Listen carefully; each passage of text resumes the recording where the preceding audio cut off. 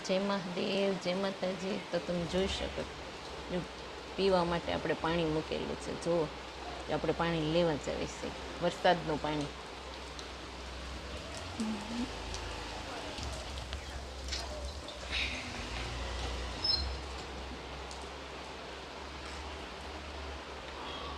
જો વરસાદનું પાણી કેવી રીતે આપણે નાખવાનું પીવાનું છે, આ રીતે વરસાદનું પાણી ભર્યું હતું ને, તો આ રીતે રોજ કપડું નાખીને ગોળામાં ને ગળીને એ રીતે નાખવાનું ગોળામાં પાણી ને પીવાનું છે.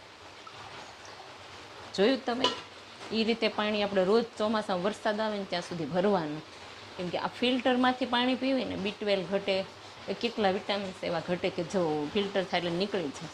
પણ આ વરસાદનું જે પાણી આપણે ગોળામાં નાખવી ને, ટોટલ વિટામિન્સ સાથે આપણે B12 ભરપૂર માત્રામાં મળે છે અને શરીરમાં એનર્જી એટલી આવશે. જો વરસાદ 4 મહિના આવે ચોમાસાના, તો આપણે એટલું પાણી પીએ તો આપણે આખું વરસ આમ સ્વાસ્થ્ય કેટલું સારું રહે આપણું એમ.